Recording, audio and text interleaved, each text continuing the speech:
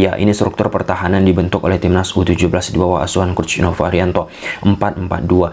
India sektor tengahnya memiliki masalah untuk menciptakan yang namanya koneksi aliran bola dari pemain belakang tengah menuju ke depan. Sehingga inisiasi selanjutnya yang dilakukan oleh India bermain memanfaatkan bola panjang atau dari samping. Ya, Indonesia U17 berhasil mengalahkan India U17 di laga uji coba dengan skor akhir 3-1. Gol Indonesia dicetak oleh Evandra di menit 15 dari titik putih penalti. Gol kedua lewat Fandi Ahmad Muzaki di menit 50. Lalu India perkecil keadaan di menit 53 lewat Levis, dan gol ketiga Indonesia dicetak oleh Mirja di menit 62, asis dari Fandi Ahmad Muzaki. Sebelum lebih jauh, aku akan bosan-bosannya untuk ingatkan teman-teman, ketika teman-teman tonton video ini, jangan lupa tekan tombol like-nya. Ya, di laga uji coba sangat amat penting bagi seorang pelatih untuk bisa menciptakan kekompakan terhadap pemain-pemain yang ia beri kesempatan untuk bermain di atas lapangan, dan terkhusus bagaimana pemahaman yang dimiliki oleh pemain ketika diberikan instruksi bagi seorang pelatih kepala. Dalam konteks ini tentu Coach Nova Arianto pasti melakukan dan menginginkan hal demikian. Apa yang diinginkan oleh Coach Nova bisa nih diimplementasikan oleh Coach Nova Arianto. Ketika kita bicara laga uji coba juga, ya bagi seorang pelatih ya melihat juga seberapa jauh pemain tersebut bisa menunjukkan penampilan terbaik di atas lapangan, sehingga itu menjadi salah satu parameter bagi seorang pelatih untuk menilai ya ini pemain cocok nih diberi kesempatan untuk mengikuti ataupun mengisi line up turnamen resminya nanti. Ya, kalau kita bicara dari sisi taktikal, apa yang ditampilkan oleh Coach Nova Arianto di tataran timnas kelompok usia sangat amat bervariasi. Coach Nova tidak hanya mentok menggunakan formasi 3-4-3 ataupun 3-5-2 saja di atas kertas teman-teman, tetapi kadang Coach Nova Arianto menggunakan pola 4-4-2. Di pertandingan Indonesia U17 menghadapi India ini, Coach Nova Arianto menggunakan pola 4-4-2. Ketika kita bicara formasi teman-teman, ya yang paling penting juga bagaimana dinamika permainan taktikal yang diinginkan oleh seorang pelatih bisa dipahami oleh pemain di atas lapangan.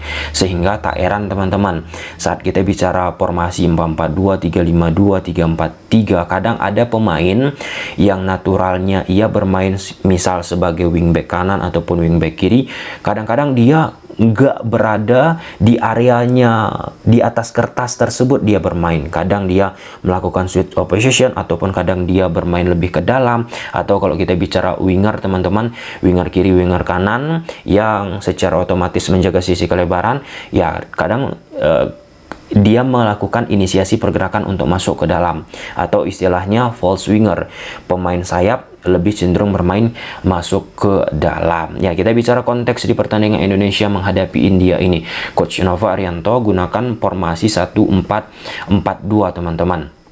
Ya, namanya laga uji coba tentu menjadi salah satu ajang evaluasi juga yang dimiliki ataupun bisa digunakan oleh seorang pelatih, karena secara esensi teman-teman, Indonesia sektor belakangnya rapuh banget, mudah untuk bisa dimanfaatkan. India menciptakan sebuah peluang, banyak yang namanya kerenggangan. Nah, kiper ini salah satu aspek yang sangat amat krusial kalau bagi aku teman-teman yang bergelut di bidang analis. Kenapa? Kiper Indonesia menghadapi India namanya Dava Algasemi, ya akibat keputusan-keputusannya ya sedikit banyaknya membuat ketidaknyamanan terhadap permainan timnas Indonesia. Ya, saat kiper itu memiliki kemampuan, memiliki keputusan-keputusan yang oke, itu secara overall teman-teman bisa mempengaruhi seluruh pemain di atas lapangan. Jadi jangan heran saat kita menonton pertandingan sepak bola, kipernya aneh-aneh, kiper yang suka blunder, kiper yang melakukan tindakan yang di luar nalar, itu bisa membuat trouble, terhadap sistem secara keseluruhan. Sebaliknya juga, ketika kipernya tangguh, ketika kipernya presisi dalam mengambil keputusan banyak shape, itu jiwa confidence yang dimiliki oleh rekan-rekannya akan meningkat. Hal tersebut ya aku dapatkan langsung, aku konfirmasi langsung dengan banyak manajemen klub ataupun official pelatih yang ada di Liga 1 Indonesia, bagaimana pentingnya aspek kiper ini agar memiliki rasa percaya diri. Dan di pertandingan yang sudah diberikan oleh Coach Nova kepada Dava, ini turning point yang sangat amat penting ya bagi Coach Nova untuk bisa setidaknya meningkatkan ya jiwa dari Dava ini untuk bisa percaya diri, untuk bisa melakukan keputusan yang baik ya. Syukur-syukur ini laga uji coba teman-teman. Jika laga resmi dilakukan oleh Dava mungkin bisa beda ceritanya, karena secara esensi India pun finishing touch-nya ataupun keklinisannya tidak begitu presisi. Itu yang pertama.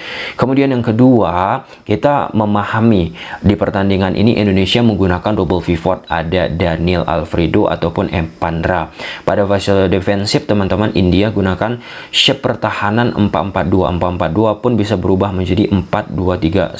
Secara formasi ataupun pakem, India pakai pola 1-4-3-3. Itu perlu kita camkan dulu. Nah, pada saat Indonesia melakukan attacking, sangat penting double pivot ini menjembatani ya, memiliki peran sentral dalam mengalirkan bola. Dan di momen selanjutnya upaya juga dilakukan oleh India bagaimana untuk bisa meredam nih pergerakan double pivot yang dimiliki oleh Indonesia dengan melakukan penjagaan 1 lawan 1. Nggak terlalu agresif juga, nggak mengikuti ya pergerakan double pivot dari Indonesia ini. Nah, ada kesempatan, ada space muncul dari pemain depan Indonesia yang ditempati oleh Mirja dan Aldiansa. Jadi ini dua double pivot Indonesia. Ini dua pemain yang dimiliki oleh India ketika tanpa bola 4-4-2 yang mereka bentuk teman-teman.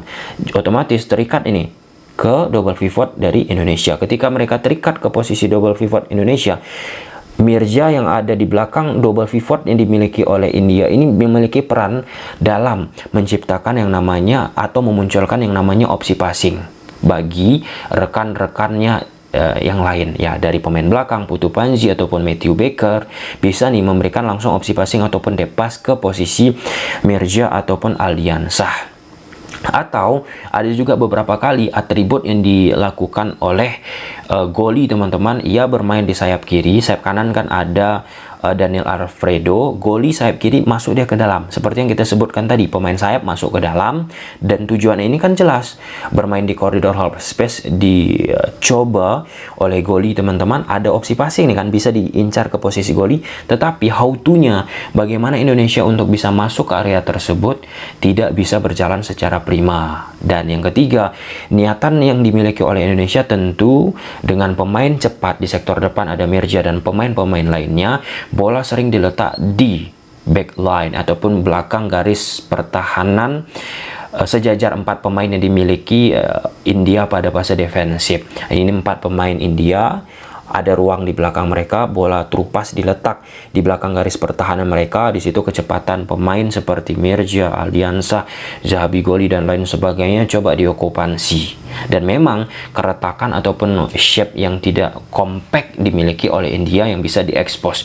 Saat Indonesia bermain bola, alirkan bola ya ke sektor sebelah kiri, itu renggang loh shape yang dimiliki oleh India. Sebaliknya juga dipindahkan ke sayap kanan, renggang juga India membentuk pertahanan yang harusnya ketika renggang digeser pertahanan India lewat side to side bola pendek dari Indonesia teman-teman.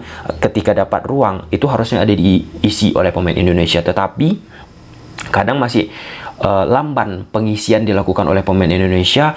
Akhirnya membuat struktur ataupun retreat dilakukan oleh India dan pertahanan mereka rapat lagi. Jadi perlu waktu lagi untuk bisa merenggangkan.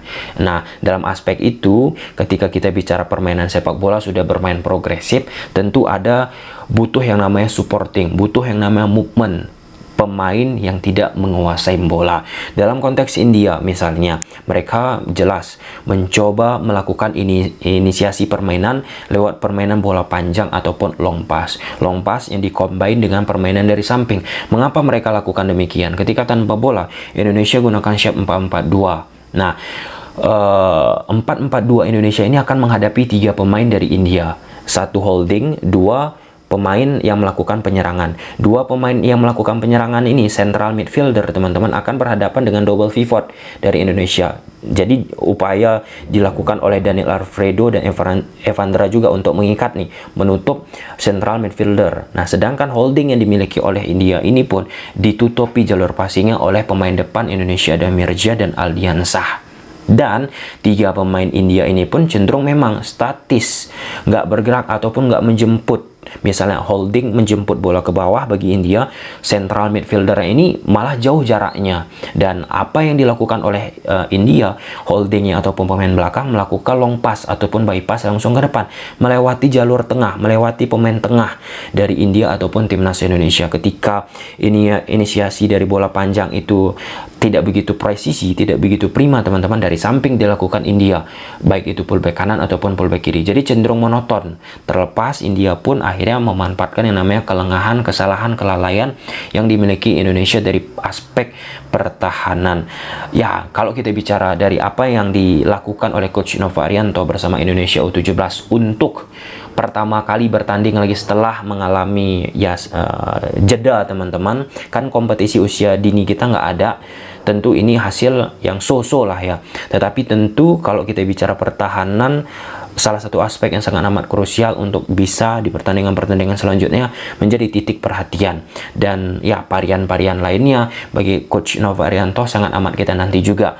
Apakah dinamika dari 4-4-2 yang biasa digunakan oleh Coach Nova Arianto bisa diubah, di switch menjadi pola 3 back atau lain sebagainya, teman-teman. Karena sejarahnya di event timnas kelompok usia yang dimainkan oleh Coach Nova kemarin kan ada di pertandingan-pertandingan tertentu. Di satu pertandingan, teman-teman, menggunakan beberapa formasi, menggunakan beberapa pakem, dan angkat topi juga bagaimana pemain-pemain Indonesia pun bisa cepat ya tune in dengan apa yang dimaukan oleh Coach Nova Arianto. Mungkin segitu aja, kita lihat di pertandingan selanjutnya yang dilakoni oleh timnas U17 di bawah asuhan Coach Nova Arianto. Jujur, aku sangat berharap kepada Coach Nova Arianto bisa menciptakan bumbu ataupun warna baru untuk geliat pelatih lokal yang ada di sepak bola Indonesia tentunya. Gimana menurut teman-teman? Coba silahkan tulis di kolom komentar. Bye.